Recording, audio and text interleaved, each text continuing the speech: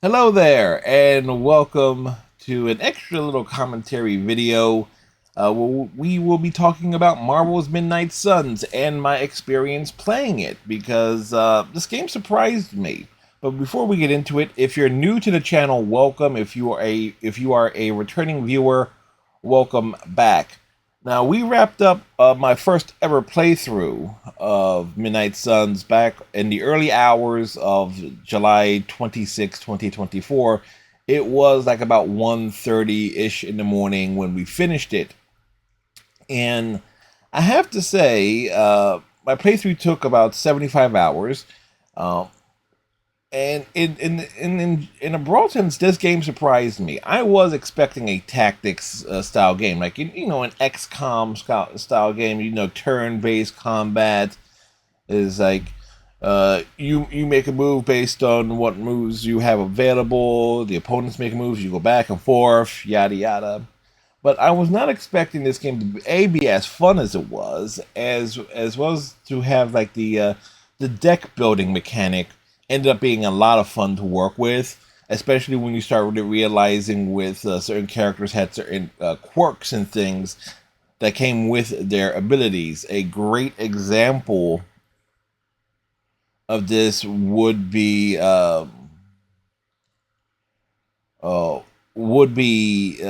Deadpool. Granted, Deadpool is a DLC character, but he has this passive called Enfuego, where the more eliminations kills he gets using his actual abilities, the stronger he gets.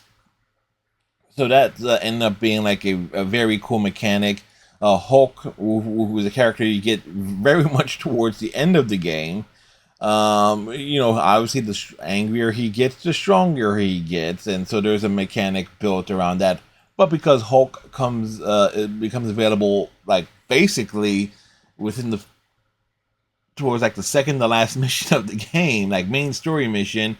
Unless you're going to be dedicating, sinking in a lot of time to into this doing general missions before finishing the game, you're not really going to get a whole lot of experience with the Jolly Green Giant. Um, this game definitely has a wide variety of characters. You get all your standards, your Iron Mans, your Captain Americas, your Spider Mans, your Wolverines. In terms of like the base roster of characters become available to you, but the true stars of the game are the Midnight Suns characters themselves. Now, I knew who Blade was, obviously, before playing this game, and I knew who Robbie Reyes was as the Ghost Rider, as the modern day Ghost Rider, as the replacement for Johnny Blaze. That happened several years ago. I had no clue who Nico and Magic were at all. So this game served as a great way to introduce characters that I was not familiar with to any individual degree. The DLC characters, aforementioned Deadpool, Storm, Morbius, and who am I forgetting? Venom, certainly add a lot to the game in terms of expanding out the story, giving you more to do, and as well as serves as a great redemption for Venom because Venom is one of your main antagonists uh, at first. So you can't just do the DLC straight away as soon as you reach a certain point. No, the DLC is ingrained into the story where certain things have to happen in place first.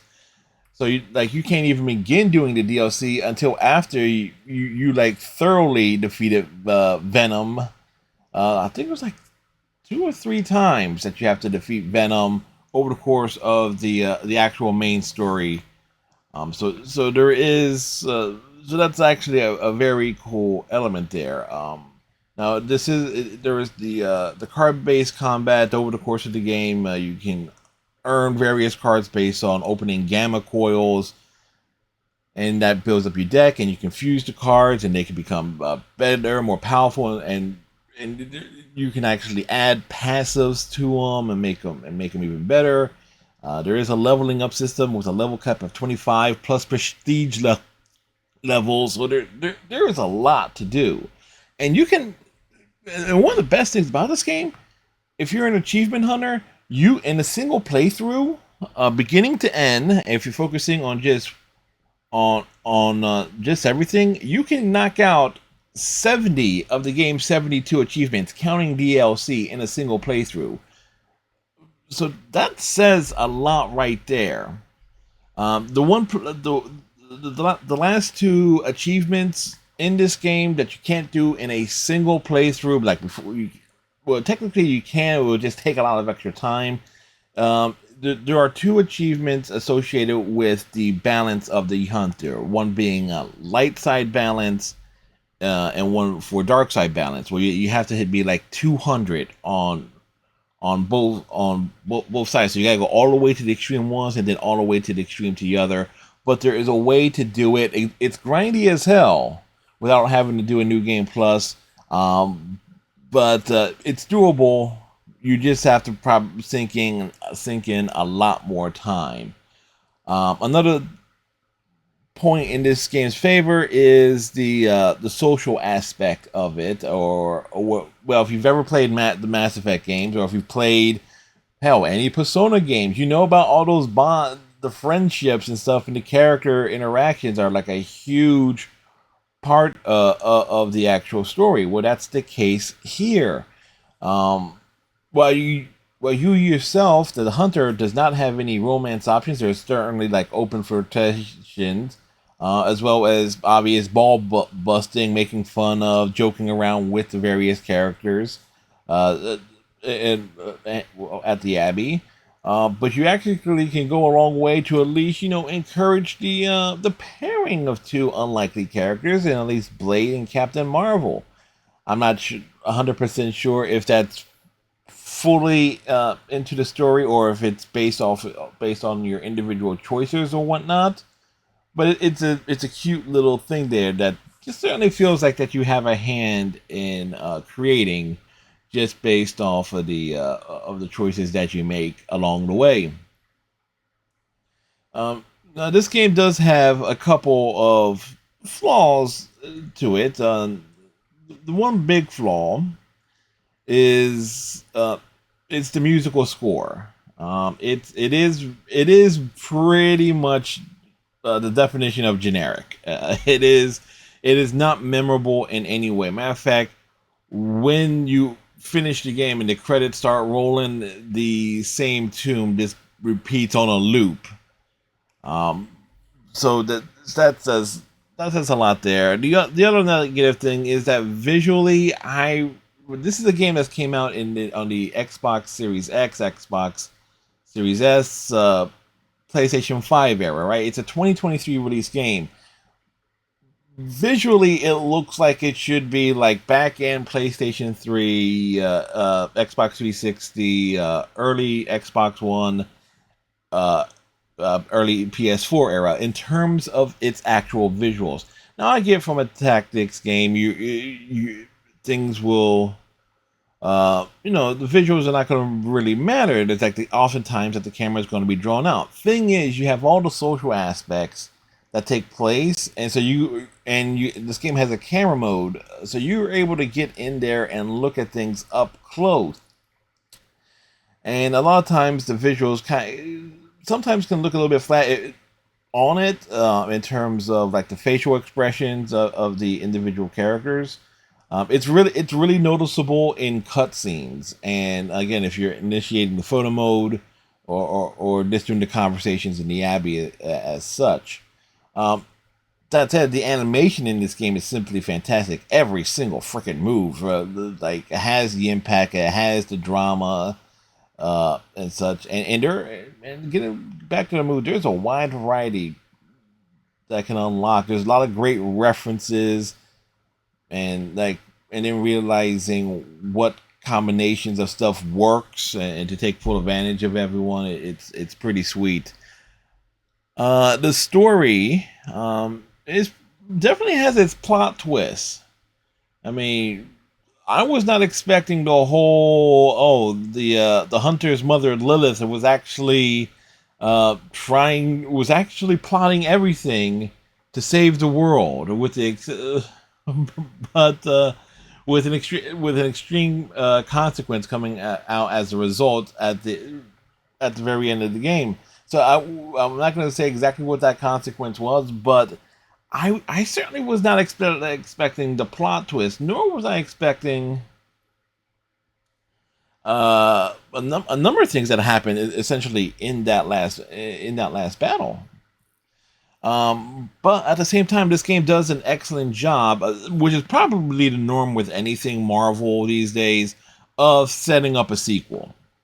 Um, because while its DLC is thoroughly ingrained into the story, an expansion on it involving a certain Doom Doctor from Latveria is clearly a sequel, intended for a sequel.